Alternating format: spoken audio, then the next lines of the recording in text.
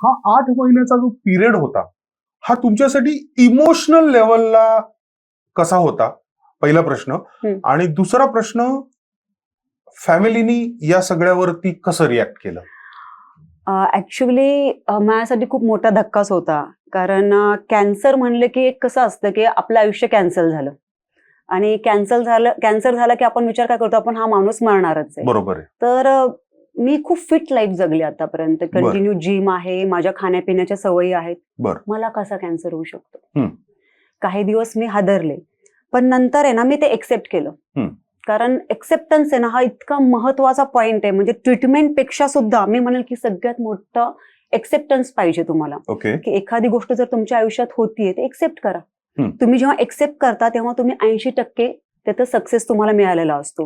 बाकी फक्त 20% ट्रीटमेंट आणि बाकीच्या गोष्टी येतात. तर सुरुवातीला ऑब्व्हियसली मी पण हादरलेच होते. मी खूप विचार केला आणि ह्याचं मी कारण शोधलं की हा मला का झालाय.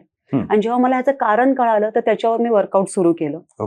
आणि नंतर ट्रीटमेंटचा जो भाग आला त्याने खूप छान मला रिस्पॉन्स पण त्याचा मिळाला फटाफट, कारण मी मनाने तयार होते.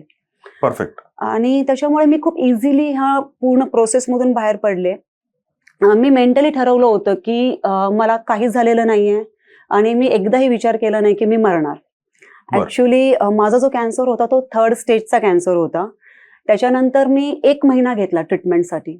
मी कोणतीही घाई गडबड केली नाही. मी थोडं आयुर्वेदाला पण मानते, तर मी ते पण उपचार प्रयत्न केले आणि पूर्ण विचार करून मी नंतर सर्जरीचा प्लॅन केला. आणि तेव्हा एकच ठरवलं होतं की आपल्याला काही झालेलं नाहीये. स्वतःला एक प्रॉमिस केलं होतं की आपण नॉर्मल आयुष्य जगायचं. जसं मी कधी कुणाचा मित्रमैत्रिणीचा बर्थडे आहे तर आपण केक घेऊन जातो. तर मी म्हणलं आपल्याला कुठेच असं दुःखाचं सावट आपल्या पूर्ण जर्नीमध्ये येऊन द्यायचं नाहीये. आणि मी माझी कॅन्सर जर्नी खूप एन्जॉय केली सर. इव्हन मी माझा बाल लुक एन्जॉय केला. माझ्या पहिल्या केमो नंतर केस गळायला लागले. मी पार्लरमध्ये जाऊन केस काढून टाकले आणि म्हणजे तिथे मिरर मध्ये बघून म्हणलं मी ह्या लुक मध्ये पण छान दिसतेय. मी म्हणलं ना एक्सेप्ट करणं खूप महत्वाचं आहे.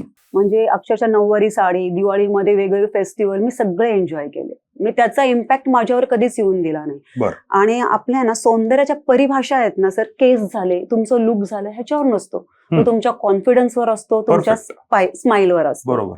तर मी ते सगळं एक्सेप्ट करत गेले. त्याच्यामुळे माझ्यासाठी ही जर्नी खूप छान होती. अच्छा, मी असं नाही म्हणणार की मला त्रास नाही झाला. ऑब्व्हियसली जेव्हा आपण केमो घेतो तर तेव्हा थोडाफार त्रास होतो, पण समाजामध्ये जी भीती आहे ना की केमो म्हणजे AK-47, तर तसं अजिबात काही नाहीये. मोस्टली लोकांना माहिती नाही की केमो म्हणजे काय आहे, केमो कशी दिली जाते. तर केमो ही सलाईन मधून दिली जाते. तर आणि काय आहे ना की उलट आम्ही महिला खूप इनबिल्ट स्ट्रॉंग असतो. आम्हाला पिरियड्स होतात, डिलिव्हरी होते, तर त्याच्यापेक्षा जास्त त्रास होत नाही. उलट तो त्रास जास्त आहे असं मी म्हणेन. पण जेव्हा तुम्ही मेंटली असा विचार करता ना की बापरे केमो घ्यायच्यात आणि मला त्रास होणार आहे, तो त्रास वाढतो. मी एकच विचार केला की ठीक आहे, मी माझ्या मनाला एक मेसेज पाठवला की त्रास होणार आहे आणि तो आपल्याला सहन करायचा आहे. मग त्याच्यामुळे माझी प्रोसेस खूप इझी होत गेली त्याची पुढची. पण ही तुम्ही तुमची इमोशनल प्रोसेस सांगितली. तुम्हाला जेव्हा कॅन्सर डिटेक्ट झाला तेव्हा फॅमिलीनी कसं रिॲक्ट केलं त्याच्यावरती? ऍक्च्युली मी फॅमिलीमध्ये कुणाला सांगितलंच नाही सुरुवातीला. मी आधी माझे हजबंड बँगलोरला होते. आणि मी आधी विचार केला की जेव्हा मला 1 फेब्रुवारीला गाठ हाताला लागली तेव्हा मी म्हणलं की आत्ता सांगून फायदा नाही, पहिला आपण बघूया की नक्की काय आहे. मी 1 तारखेला ती गाठ हाताला लागली होती. मी माझ्या गायनिककडे अपॉइंटमेंट घेतली आणि 15 फेब्रुवारीला मला कळालं की मला कॅन्सर आहे. म्हणजे बायोप्सीही मी करून घेतली होती. कॅन्सरचे ट्रीटमेंटचा फ्लो कसा असतो की सोनोग्राफी होते, सोनोग्राफी नंतर आपल्याला गाठी कुठे आहेत त्या कळतात, त्याच्यानंतर मेमोग्राफी होते, त्यांची साईज कळते आणि नंतर बायोप्सी म्हणजे त्याचा एक पीस कट करून तो टेस्टला पाठवला जातो. आणि मला कळालं 15 तारखेला की आपल्याला कॅन्सर आहे. मी माझ्या जवळचे 1-2 मित्र आहेत, मित्रमैत्रिणी आहेत, त्यांना मी कॉन्टॅक्ट केला आणि त्यांना सांगितलं की जे हॉस्पिटलमध्ये कनेक्ट आहेत किंवा कुणाच्या घरी कॅन्सर पेशंट आहेत, कारण मी जे ज्याच्याशी कम्युनिकेट करणार आहे ते त्यांना व्यवस्थित कळालं असतं. आणि माझे हजबंड खूपच जास्त इमोशनल आहेत आणि अशा वेळेस इमोशनल पर्सनला हँडल करणं खूप डिफिकल्ट होतं. म्हणून मी एक निर्णय घेतला की आपण ट्रीटमेंट सुरू करूया प्रॉपर वेने आणि नंतर मग सांगू आपण. तर मी सर्जरी केली सर्जरीमध्ये माझे फ्रेंड्सच होते माझ्या बरोबर. माझी एक मैत्रीण माझ्या घरी राहिली एक दिवस. बर. म्हणजे सकाळी मी ऍडमिट होऊन सेकंड डे मी डिस्चार्ज घेतला. ओके. आणि 1 ते 1.5 महिन्यानंतर मी माझ्या मिस्टरांना सांगितलं. नाही, पण असं जी परत मला त्याच प्रश्नाकडे यायचंय की फॅमिलीला कळवलं नाही किंवा त्यांना कळलं नाही, हे मला पटतच नाहीये, पचतच नाहीये. हे कसं काही शक्य झालं? माझे हस्बंड बँगलोरलाच होते. आमचा ओके. फोन वगैरे जरी झाला, व्हिडिओ कॉल जरी झाला, तर मी खूप नॉर्मल होते. आणि तसंही मी आधीपासून सगळ्या गोष्टी सर्व स्तरावर करतच होते. माझे वडील मी लहान असतानाच वारले. ओके. मग त्याच्यामुळे ते एक नेचरमध्ये पण तो पूर्ण स्वभाव पण माझा तसा झाला होता. बर. आणि इव्हन मला माझी आईचं एज सर आता 70 अबाव आहे. आणि कॅन्सर जेव्हा तुमच्या घरावर नॉक करतो, तो घरातल्या प्रत्येक व्यक्तीमध्ये तो आलेला असतो. बरोबर. आणि मला ते वातावरण निर्मितीच करायची नव्हती. बर. म्हणजे आपण म्हणतो तो ओव्हरा एक क्रिएट होतो. आणि जर त्रास मला सहन करायचा आहे, केमो मला घ्यायचे आहेत, रेडिएशन मला घ्यायचे, सर्जरी मला, तर त्रास फॅमिली मेंबरला का? बरोबर.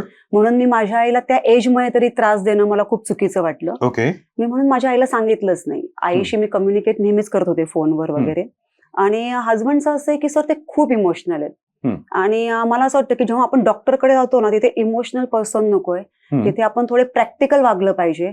आणि ते मला असं वाटतं की त्याच्यापेक्षा जास्त मी वागले असते हे मला माहित होतं. म्हणून मी त्यांनाही त्या गोष्टी सांगितल्या नाही. इव्हन त्याला जेव्हा हे कळालं, तो घरी आला आणि त्यांनी माझ्या घरात असं मुलांना सांगून टाकले की अभी मम्मी को तबियत ठीक नहीं है, मम्मी घर से रूम से बाहर नहीं आएगी, वो रेस्ट करेगी, उसको डिस्टर्ब मत करो. म्हणजे माझ्या पूर्ण 8 महिन्याच्या जर्नीमध्ये ते 2 दिवस असे होते की मला असं वाटलं मी पेशंट आहे. ओके. मग मी त्याला शांत बसवलं. मी त्याला म्हणले, बघ मला काही झालेलं नाहीये, उलट तुम्ही मला हे फील करून दिलं की तू आजारी आहेस, तुला कॅन्सर झालाय, तर मला तो 100% त्रास होणार. तो तुम्ही अजिबात हे विचारही करू नका. हा ठीक आहे, जास्तीत जास्त तुम्ही मदत काय करा की स्वतःची कामं तुम्ही स्वतः करा आणि मला रेस्ट करून द्या, हीच तुमची सगळ्यात जास्त मदत आहे. ओके. आणि नॉर्मल लोकांमध्ये काय असतं ना, आपल्याला दुःख कुरवाळत बसायची सवय झालेली आहे. ऍब्सोल्युटली खरंय. आपल्याला सिंपती पाहिजे.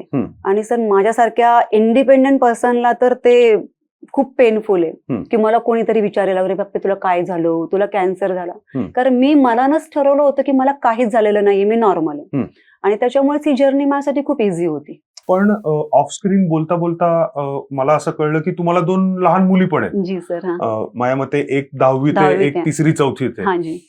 तर त्यांना जेव्हा हे कळलं तेव्हा त्यांच्या रिएक्शन्स कशा होत्या? सर तेव्हा तर माझी मोठी मुलगी 7वीत होती आणि लहान LKGला होती. बरं. तर जेव्हा म्हणजे माझी सर्जरी झाल्यानंतर मी तिला सांगितलं की मला असा कॅन्सर झालेला आहे. आणि म्हणलं आपण काही पप्पांना आता सांगत नाहीये. आणि का सांगत नाही मी तिला ते कन्व्हिन्सही केलं. ओके. तर ती काहीच बोलली नाही. 2 दिवसानंतर ती माझ्यापाशी आली आणि म्हणली की आताची मुलं गुगल सर्च करणारी, ती म्हणली मम्मा टेन्शन घेऊ नकोस, ब्रेस्ट कॅन्सर हा 100% बरा होतो आणि आपल्या इंडियामध्ये खूप चांगले ह्याच्या ट्रीटमेंट फॅसिलिटीज आहेत. सर मला इतकं छान वाटलं की एक जी मुलगी आतापर्यंत जिला मी सांगत होते, समजत होते, तीच मला येऊन माझं बूस्ट करते मला की मम्मा तू बाहेर पडशील. इव्हन एकदा माझी फर्स्ट केमो झाली आणि काही आपल्याला गैरसमज असतात, त्याच्यामुळे मला लूज मोशन इतक्या वाईट पद्धतीने झाले की 4-5 दिवस मला ते आयुष्यातले आठवती नाहीये. तर कुठे ना कुठे आपण कितीही काय झालं तर थोडं इमोशनल होतो, वैतागतो. मी असेच एकदा बसले होते, माझे डोळे नम होते. माझी मुलगी माझ्यापाशी आली, म्हणे मम्मा क्या हो गया. तिला मी म्हणलं की बेटा मुझे बहुत तकलीफ हो रही, मुझे सहन ही नहीं हो रहा है. तिने फक्त मला स्टेअर केलं आणि मला म्हणले की मम्मा आप आपके माइंड को मैसेज ही मत दो ना कि आपको तकलीफ हो रही है, अब बताओ ही मत ना की तकलीफ हो रही है. म्हणजे काय हे एक्झॅक्टली काय आहे? मी माझी मुलं कधी काही झालं, त्यांना त्रास झाला किंवा पडले, रडायला लागले, तर मी त्यांना म्हणते माइंडला सांगूच नका ना की तुम्ही पडलाय, त्याला कळणारच नाही तुम्हाला त्रास होतोय. ओके. तर जे मी तिला सांगितलं होतं ती तेच मला सांगत होती. जेव्हा माझं आपलं पुस्तक प्रकाशित झालं तिथे तिने पण स्पीच दिलं आणि तेव्हा मला कळालं की ती किती टेन्शन मध्ये होती. ती म्हणते की जब मेरे मम्मी को कैंसर डिटेक्ट हो गया तो हम बहुत डर गए थे, हमको पता नहीं चल रहा था कि हमने क्या करना है.